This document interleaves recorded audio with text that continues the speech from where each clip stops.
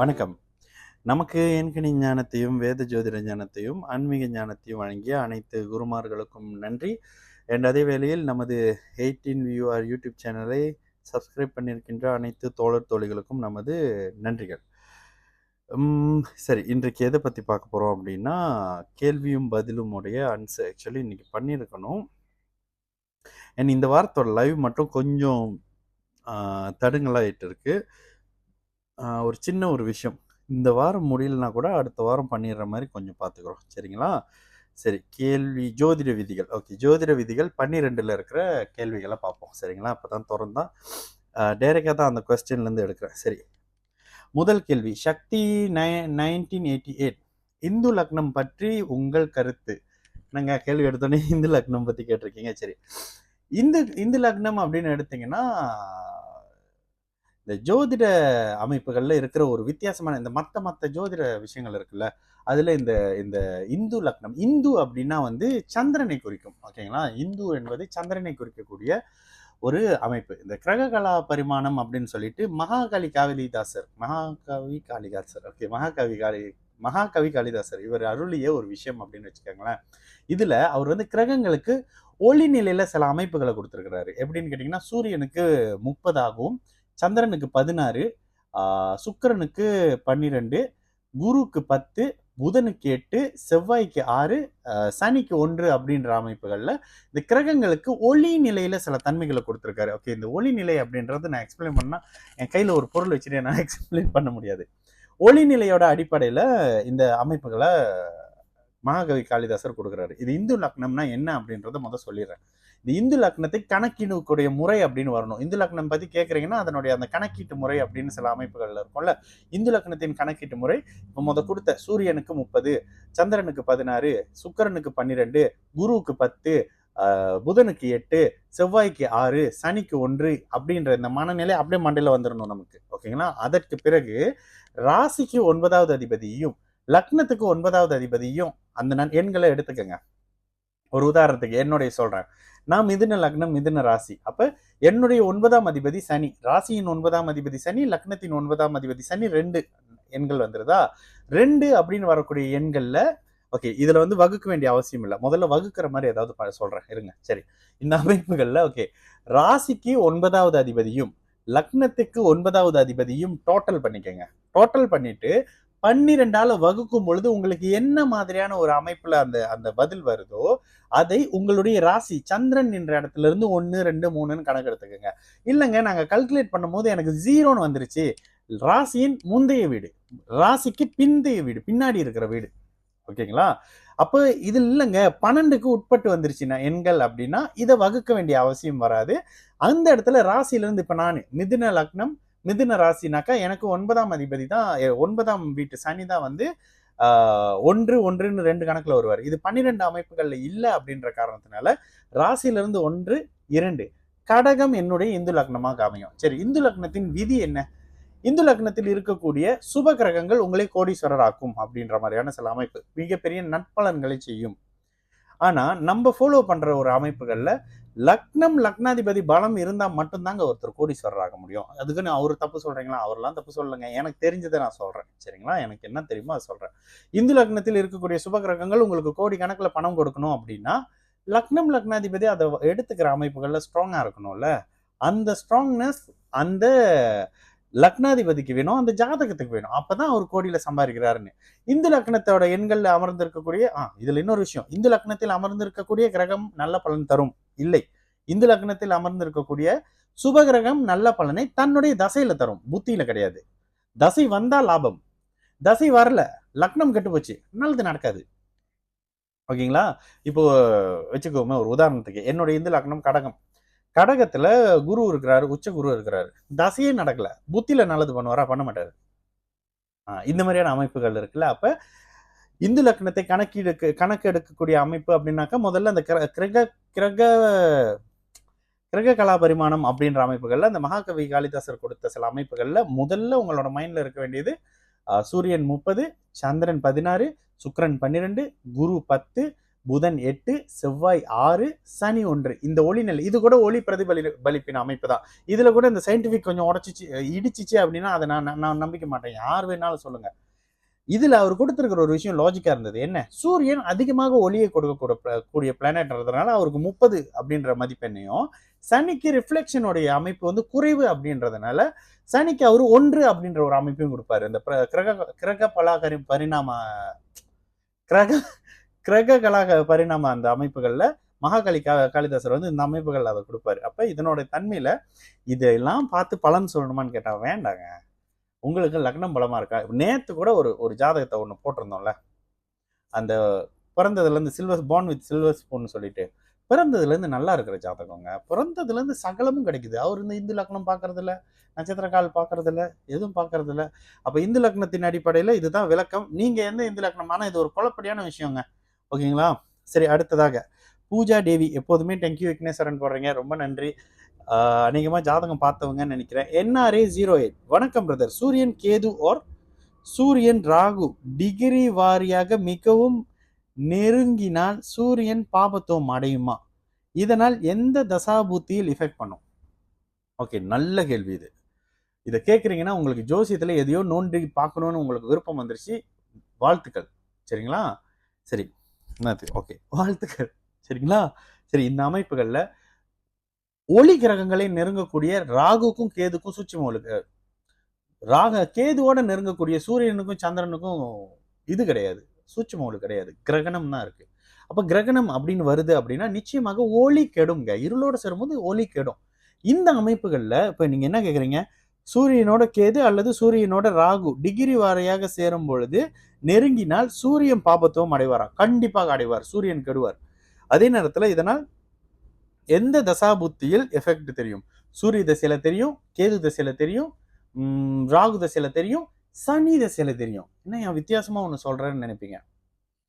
அப்பா இல்லாத ஒருத்தரை பாருங்க, சிம்மம் பாதிக்கப்பட்டிருக்கோம், சூரியன் பாதிக்கப்பட்டிருப்பாரு, ராகு கேது அமைப்புல தான் பாதிக்கப்பட்டிருக்கோம். சம்பந்தமே இல்லாம சனி தசையில தான் அப்பா இறந்திருப்பாரு. இது ஒரு நுணுக்கமா? பெண் தானே நீங்க, பிரதரா? எனக்கு தெரியல. இது ஒரு மிகப்பெரிய நுணுக்கம். நான் என்னோட குருநாதர், நீங்க பாக்குறவங்களுக்கு உங்களுக்கு எல்லாத்துக்கும் தெரியும் என்னோட குருநாதர் யாருன்னு. அவர் சொல்லி கொடுக்காத சில அமைப்புகளை கூட நான் இந்த விஷயத்துல சொல்லி கொடுத்துக்கிட்டு இருக்கேன். ஒளி கிரகங்களின் சில வீட்டை கெடுக்கும் தன்மையை இருள் கிரகங்கள் பண்ணும். யாரோ ஒருத்தர் என்ன கிளி பில்லைன்னு சொன்னார்ல, அவர்கிட்ட கேளுங்க, இந்த இடத்துல இந்த அமைப்புகள்ல எங்க என்னோட குருநாதர் இதை பேசியிருக்காரு? அவரு பேசல, நானா கண்டுபிடிச்சேன், என்னோட ரிசர்ச் இது. இருள் கிரக தசை வரும் பொழுது ஒளி கிரக வீடுகள் பாதிக்கப்படும், தாய் தந்தையர்கள் பாதிக்கப்படுவாங்க. செக் பண்ணி பாருங்க. அப்பா அம்மா இறந்து போனவங்களே, அப்பா சூரியனுக்கு சனி ராகு தசை நடக்கும்போது அப்பா மோஸ்ட்லி இறந்து போயிருப்பாரு, அம்மா சூரியன் ராகு சம்பந்தப்பட்ட அமைப்புல இறந்து போயிருப்பாங்க. என்னடான்னு பார்த்தா 4ஆம் வீடும் சந்திரனும் கெட்டு போயிருக்கும், அப்பாவுக்கு 9ஆம் வீடும் சூரியனும் கெட்டு போயிருப்பாங்க. ஒளியை கெடுக்கக்கூடிய அமைப்பு. ராகு தசை சூரியன் புத்தி, ராகு தசை சனி புத்தி, சனி தசை சூரியன் புத்தி, சனி தசை ராகு புத்தி, சனி தசை கேது புத்தி, இதெல்லாம் அப்பாவுக்கு கெடுக்கக்கூடிய அமைப்புகள்ல. நல்ல கேள்வி கேட்டிருக்கீங்க, ஒரு ஆராய்ச்சி பண்றீங்க, மிகப்பெரிய வாழ்த்துக்கள். நல்ல ஜோசியராவாங்க. சரிங்களா? NRA 08. அடுத்த கேள்வி, பர்சனல் ஜாதகம் இங்க போடாதீங்க. பர்சனல் ஜாதகத்துக்கு நான் இங்க பார்க்கணும். நான் கம்ப்யூட்டர் பார்த்தா சொல்றேன், இல்லை ரிஃபரன்ஸ் எடுத்து வச்சுக்கிட்டா சொல்றத பாருங்க. போன்ல இப்ப என்னோட இது பேச ஆரம்பிக்கும் போது அப்படியே வந்து உட்காந்துங்க பாருங்க. அது கூட யூடியூப்ல என்னோட அந்த இதை தட்டி அப்படியே தான் பேசிட்டு இருக்கேன். ஓகேங்களா? சுய ஜாதகம் போடாதீங்க. மதிப்புக்குரிய ஜோதிட ஐயாவுக்கு வணக்கம். ஸ்டூடெண்ட் அப்படின்னு மதிப்பு ஜோதிட ஐயாவுக்கு இலங்கையிலிருந்து தொடர்பு கொள்கிறேன். எனக்கு ராகு தசை முற்பகுதியில் குடும்பத்தில் பிளவு, நீதிமன்றம், கடன் படாத பாடு. இனியாவது ஏதாவது நடக்குமா அப்படின்னு கேக்குறீங்க. ராகு 6, 8ஆம் அதிபதியோட சம்பந்தம் இருக்குங்க. இது தனிப்பட்ட ஜாதகம். சரி, என்ன பண்ணுங்க, கேள்வி அமைப்புகள் இந்த கேள்வி அமைப்புகளை Q&A தனியாக செய்கிறோங்க கொஞ்சம். ஏன்னா இதெல்லாம் இது பண்ணி நம்ம எடிட்டர்கிட்ட கொடுத்து அவர் எடிட் பண்ணி நான் சொன்ன நாளை விட்டு அவர் ஒரு 1.5 நாள் கழிச்சு அட்மின் கொடுத்து அவங்க போஸ்ட் பண்ணி திரும்ப கொமைன்னு என் கைக்கு வர்றதுக்குள்ள ஒரு 4-5 நாள் கேப் விழுந்துருதுங்க. அதனால தாங்க அந்த Q&Aவை அந்த லைவாக செய்கிறனால தான் 1 ஹவர் செய்கிறேன். லைவ் செய்யலாம் என்னால் 1 ஹவர் செய்ய முடியாதுங்க. இந்த அமைப்புகளில் நான் கொஞ்சம் உதவி செய்கிறேன், நீங்களே எனக்கு கொஞ்சம் உதவி செய்யுங்களேன். லைவில் வந்து இதே காமெண்ட் போடுங்க, கண்டிப்பாக இதுக்கு நான் பதில் சொல்கிறேன். அப்படி இல்லைன்னா அடுத்த லைவில் வேணா இந்த சிலோன்லேருந்து கேட்குறீங்கல்ல, உங்களுக்கான முதல் கேள்வியை, ஏன்னா நான் நிறைய இடத்துல இந்த கேள்வியை பார்க்குறேன், கண்டிப்பாக உங்களுக்கான ஆன்சர் அடுத்த Q&A எப்போ நடக்குதோ அதில் முதல் கேள்வியை உங்களோட பதில் நான் சொல்கிறேன். சரிங்களா?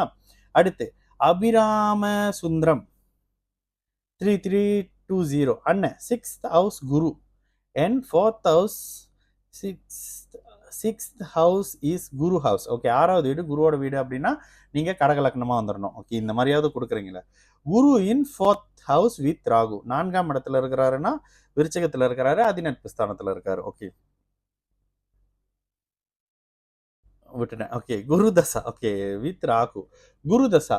குரு குரு வில் ட்ரபிள் த ஹெல்த், அமாவாசை சந்திரன் பட் மூன் உச்சம் அட் ரிஷபம். ஓகே, சுபத்துவம்.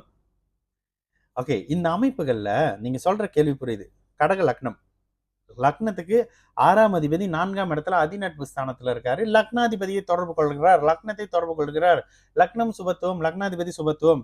இதுல ராகு எந்த அளவுக்கு கிரகண அமைப்புகள்ல இருக்கிறாருன்னு பாருங்க. ராகு வந்து கிட்டத்தட்ட ஒரு அப்படியே அவங்களோட இந்த கிரகண அமைப்பு அப்படியே 8 டிகிரி அப்படின்னு பாருங்க. 13 டிகிரிக்கு உள்ள வந்துட்டாங்கன்னா குரு தன்னோட இயல்பை இழக்க ஆரம்பிக்கிறாருன்னு அர்த்தம். 8லாம் வந்து ஒரு மாதிரியா ஆயிடுறாரு. ராகு சுபத்துவம்னு அர்த்தம். 6 குரு வந்து காணாம போயிட்டாருன்னு இருக்கும். ஆனா குருவின் பார்வை இருக்குன்னு சொல்றாங்க. எனக்கு அதுல பெருசான நம்பிக்கை இல்லை. ஓகேங்களா? 8 டிகிரிக்கு உள்ள போச்சுன்னா குருக்கு பார்வை இல்லைன்றது என் சொந்த கருத்து தான், என் குருநாதர் கருத்து இல்லை. ஆனா 8 டிகிரி உள்ள போனோன்னு குரு தான் பஸ்பமாயிடுறாரு, அப்புறம் எங்க அப்படின்ற மாதிரியான ஒரு அமைப்பு. இந்த அமைப்புகள்ல குருவின் பார்வை 8 டிகிரி விலகல்ல இருக்கும்போது லக்னத்துக்கும் லக்னாதிபதிக்கும் இருக்கு. ஸ்தான பல அமைப்புகள்ல இருக்காங்க. நோயை 6ஆம் அதிபதி கொடுப்பாரு, உண்மை நீங்க சொல்றது. சரி, இதுல அமாவாசை சந்திரன் பட் 3ஓட இருக்கிறாரு, உச்சம் சொல்றீங்க. அங்க கேது இருப்பார்ல, ராகு இங்க இருக்கிறாருன்னா கேது அங்க இருக்கணுமே. நீங்க ஜோசியத்துல மட்டும் நான் கொஞ்சம் பைத்தியம் தான். நீங்க சொல்லும் போது நீங்க குரு 6ஆம் அதிபதினா கடக லக்னம், சந்திரன் உச்சம் அப்படின்னா அங்க இருக்கிறாரு. அதுக்கப்புறம் குரு இங்க செவ்வாய் மேஷத்துல இருக்கிறாருன்னா உடனே அங்க அது எனக்கு அப்படியே மண்டையில ஊறி போன ஒரு விஷயம். சரிங்களா? சரி, இந்த அமைப்புகள்ல கெடுதல் நடக்கும், நோய் கொடுப்பாரா குருன்னு கேக்குறீங்க. ஓகே, இந்த இடத்துல இடம் மாற்றம் செய்வாருங்க. என்னங்க நீங்க 4ஆம் இடத்துல இருக்கக்கூடிய குரு என்ன பண்ணுவாரு? 8, 12 சுபத்துவப்படுத்தி உங்களை குரு தசையில வெளியில கொண்டு போவாரு. ராகு தசையில நீங்க அங்க இருக்க மாட்டீங்களா, வெளியில போயிருக்கணுமே. நல்லா பாருங்க, பிறந்த இடத்த விட்டு தள்ளி வந்திருப்பீங்க. குரு தசை நோயை கொடுக்குமா? இங்க ராகுவுடைய நெருக்கத்தை பொறுத்து, லக்னத்தின் சுபத்துவத்தை பொறுத்து. இங்க லக்னம் ராகு மட்டும் ஒரு 13, 14 டிகிரி தள்ளி இருக்காருன்னா லக்னம் சுபத்துவம், லக்னாதிபதி சுபத்துவம். குரு தசையில ஒரு மாதிரியான பிறந்த இடத்த விட்டு தள்ளி நீர் சார்ந்த அமைப்புகள்ல போட்டுன்னு போட்டுக்கிட்டு இருப்பீங்க பாருங்க. சரிங்களா? சரி, அடுத்ததாக Miniflix bro, out of curiosity. Okay, இது நான் ரொம்ப நாளா இந்த கேள்வியும் பார்க்குறேன். நல்ல கேள்வி. கடவுள் காசையோ திருமண வாழ்க்கையோ கெரியரையோ டிசைட் பண்ணல, then how come we have those houses in astrology. அதாவது அவர் கேள்வி என்னன்னா, கடவுள் வந்து குடும்ப வாழ்க்கையோ பொருளாதாரத்தையோ கெரியர், எனக்கு தமிழ் என்னன்னு தெரியல, அதையும் கிரியேட் பண்ணல, ஆனா எப்படி அது ஜோசியத்துல வந்தது அப்படின்னு கேட்குறீங்க. இது ஒரு நல்ல கேள்வி. அப்ப கடவுள் கிரியேட் பண்ணதுதான் எல்லாம் நினைக்கிறீங்களா? என்ன, இதுக்கு எனக்கு முழுசா பதில் செய்ய தெரியுமான்னு தெரியல. I just want to know your thoughts. என்னோட அபிப்பிராயம் என்னன்னு கேட்குறேன், இல்லை என்னோட இதுன்னு பார்க்குறீங்களா? இந்த அமைப்புல எனக்கு தெரிஞ்ச விஷயத்த சொல்றேன். கடவுள் இந்த உலகத்துல மனிதர்களை மட்டும்தாங்க படைச்சாரு. அதுக்கப்புறம் ஜோசியத்தெல்லாம் கண்டுபிடிச்சது நம்ம தான். ரிஷிமார்களோட அமைப்புல, ஞானத்தின் அடிப்படையில, இதனோட அடிப்படையில உருவாக்கி கொண்டது நம்ம. வீடு கூட கடவுள் கண்டுபிடிக்கல தான், நம்ம தான் வீடு கட்டுப்பட்டு 4ஆம் பாகம் அப்படின்னு சொல்றோம். நோய் கூட கடவுள் கொடுக்கல தான், தானா வருது. அதுக்கு 6, 8ஆம் பாவகம் நம்ம சொல்றோம். வெளிநாடு வெளிமாநில அமைப்பு ஃபிளைட்டே கடவுள் கொடுக்கல தான், நம்ம தானே 6, 8 பாவகம் வெளிநாடு அப்படின்னு பாக்குறோம். கடல் தாண்டுற அமைப்புன்னு கடகத்தை கொடுத்துருக்காருல்ல பிரதர். ஜோதிடம் என்பது உங்க கையில கடவுள் கொடுத்த ஒரு பொக்கிஷம். நீங்க எப்படி கொண்டுட்டு வரீங்க அப்படின்னு. நான் நட்சத்திரத்துல தான் பலம் பார்ப்பேன், நான் வந்து இப்படித்தான் இருப்பேன், நான் பரிகாரம் தான் கழிப்பேன், வாழை மரம் தான் வெட்டுவேன்றது அப் டு யூ, உங்களோட விருப்பம். ஓகேங்களா? ஆனா உங்களுக்கு அப்புறம் வர்ற என்ன மாதிரி சின்ன சின்ன பயணங்கள்லாம் தாண்டி போயிட்டு இருப்பானுங்க. ஓகேங்களா? கடவுள் இதை கொடுக்கல தான், நம்மளா தான் சில விஷயத்த. பிரதர், கடவுள் டிராஃபிக் லைட்டை கொடுக்கல, ஆனா காடி ஓட்டுறோம், நமக்கு டிராஃபிக் லைட் வேணும்ல. கடவுள் ரேடியோ கொடுக்கல, பாட்டு கேட்குறோம்ல. இதெல்லாம் எப்படி? இதெல்லாம் கொஞ்சம் அப்படி பாருங்க. கடவுள் நமக்கு ஃபோனெல்லாம் கொடுக்கல. இப்போ எப்படிங்க நீங்கள் வீடியோ பண்ணிக்கிட்டு இருக்கீங்க அப்படின்னு கேட்டால், லென்ஸ் இருக்குது, கேமரா இருக்குது, இப்போ டெக்னாலஜி வளர்ந்துருச்சு. புதனும் ராகுவும் சேர்ந்தது இது இந்த பாருங்க ஃபோனு. எப்படிங்க இது கொடுக்கலையே கடவுள் அப்படின்னு கேட்டிங்கன்னா, இதுக்கு எனக்கு பதில் இல்லை. ஆனால் ராகு புதன் சேர்ந்து இப்போ உலகத்தை ஆக்கிரமிச்சுக்கிட்டு இருக்காங்க.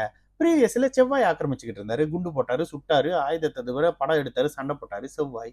இப்போ டெக்னாலஜி புதன் ராகு, இன்னும் அடுத்து அப்படி அப்டேட் ஆகி எங்கே போகும்னு தெரியல. கடவுள் கொடுக்குறாரு, கடவுள் கொடுக்கல, நம்ம உருவாக்குறோம்ல. என்னங்க போங்க, டைம் கூட தாங்க கடவுள் கொடுக்கல. ஜோசியத்துக்கு முக்கியமே டைம் தானே. சரிங்களா? ஆனாலும் இது ஒரு நல்ல கேள்வி தான். Okay, hi bro, I'm Geetha from Klang. சொந்த ஜாதகம் போடாதீங்க, சொந்த ஜாதகத்துக்கு தான் நான் தனியான விஷயம் பண்ணுறேன்ல. டேவா ரோக், ஹாய் என்ன, மகர லக்னம் என் கன்னிராசி, குரு சூரியன், மகர லக்னம் கன்னிராசி, குரு சூரியன் in first house, Sukran and புதன் இன் 12வது வீடு. ஓகே, நீச்சனுடைய வீட்டில் இருக்கிறாங்க. தென் சூரியன் குருவை அஸ்தகங்கப்படுத்தினால் குரு திக்பலம் சொல்கிறோம். அஸ்தகங்க படுத்தலைனாலும் நம்ம திக்பலம் தான் சொல்லுவோம், பிகாஸ் இன் லக்னம். அப்படின்னா என்ன பலன்? என்ன தசை வருதுன்னு பாருங்க, லக்னாதிபதி எப்படி இருக்காருன்னு பாருங்க. கேள்வியெல்லாம் சரியா கேட்டிருக்கீங்க. லக்னாதிபதி எங்கங்க? மொத்த பலனும் லக்னாதிபதி ஆச்சு தானே. சரி, குரு நீச்சம், அஸ்தகங்கம் எந்த அளவுக்கு எத்தனை டிகிரி அமைப்புல அஸ்தகங்கமாக இருக்காருன்னு பாருங்க. அஸ்தகங்கம் ஒரே டிகிரியில் ஆயிருக்காங்க அப்படின்னாலும் அங்கே குரு பலம் இழந்துட்டாருன்னு அர்த்தம். குருவின் காரக அமைப்புகள் அங்கே கெடுதுன்னு அர்த்தம். இதே நேரத்தில் சனி எங்கே இருக்கிறாருன்னு பாருங்க. சனி நீச்சமாக இருக்கிறாரு, சனியும் பலம் இழந்திருக்காரு, இல்லை எதிரில் ஒரு பௌர்ணமி சந்திரன் இருக்காரு, பலன் மாறுமுங்க. என்ன தசைன்றது ரொம்ப முக்கியம்ல. சரி, அடுத்ததாக டொக்டா சரியில்ல என்னமோ போட்டிருக்கீங்க. Good afternoon brother, follow your videos, I have been follow your videos trying to reach my chart. ரொம்ப நல்ல விஷயம். நானும் முதல்ல என்னோடைய தான் போட்டு தேடி தேடி தேடி இப்படி இருந்தால் நல்லா இருந்திருக்குமா அப்படின்னு ஒரு 100 ஜாதகம் போட்டு வரைஞ்சி வச்சிருக்கேன், என்னோட ஜாதகம் எப்படி இருந்தா அப்படின்ட்டுன்னு. சரி, read my chart. What confuse me is that my birth chart is first house in Kumbam, lagnam Kumbam, my rasi is Dhanusu. Okay, which is my 11வது வீடு according to my birth chart. People giving prediction with planet position with Dhanusu as first house as per Rasi, and then planet position other house no. Based on Dhanush Rasi is face, first I am totally confused. You have time. and லக்னம் தாங்க பிரதானம். கூட ஒருத்தர்கிட்ட சொன்னேன், எனக்கு கை இருக்கு, 2 கால் இருக்கு, நல்ல இருதயம் இருக்கு, நல்ல வயிறு இருக்கு, எல்லாம் கிட்னி எல்லாம் நல்லா இருக்கு, இருந்துட்டு போகுது, தலை இல்லாட்டினா யூஸ் இல்லைல்ல. புரியுதுங்களா உங்களுக்கு? எல்லாமே இருக்குங்க, தலை இல்லைன்னா யூஸ் இல்லைல்ல. தலை லக்னம். ஏன் தலை லக்னம்? லக்னத்துக்கு ஏன் சூரியன் வந்து காரகமா வந்தாரு? போய் வெயில்ல நில்லுங்க. வெயில்ல நிக்கக்கூடிய ஒரு மனுஷனோட எந்த பாகத்துல சூரியன் படுதுன்னு பாருங்க.